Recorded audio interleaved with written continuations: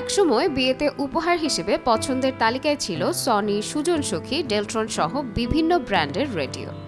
তরুণ সমাজের কাছে ছিল আরও বেশি জনপ্রিয়। রবীন্দ্র ও নজরুল সঙ্গীত, গানের ডালি, দুর্বার, সুখী সংসার, দর্পণ, ছায়াছবির গান, ম্যাগাজিন অনুষ্ঠান, নাটক শোনার জন্য তরুণ সমাজের মাঝে ছিল অন্যরকম কদর। কিন্তু কালের পরিক্রমায় প্রযুক্তির উৎকর্ষতায় রেডিও আজ বিলুপ্তির পথে।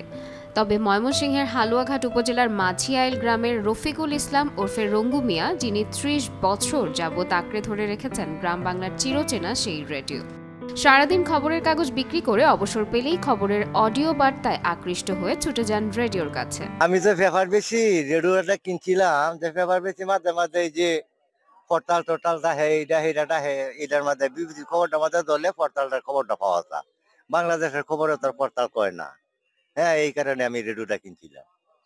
আর ওখান তো আর কোনো খবর টবর নাই, নহন এই যে বাংলাদেশের খবরটা আছে এইটা শুনি, আর এই যে ক্রিকেট খেলা হচ্ছে এইটা শুনি। ছোট থেকে আমি চাচারা দেখে আইতেছি যে রেডিও যে সাথে রেডিও থাকে, আবার রেডিওর খবর দেখিয়া সে পত্রিকা বিক্রি করে।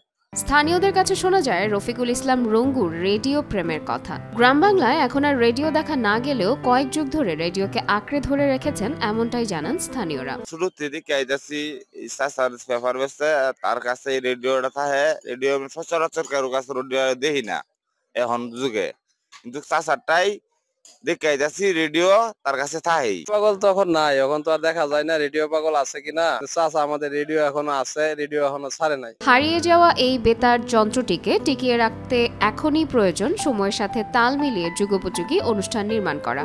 তাই সংশ্লিষ্ট কর্তৃপক্ষের হস্তক্ষেপে আবারও ফিরে আসবে রেডিওর সেই চিরচেনা ঐতিহ্য, এমনটাই মনে করেন সচেতন মহল।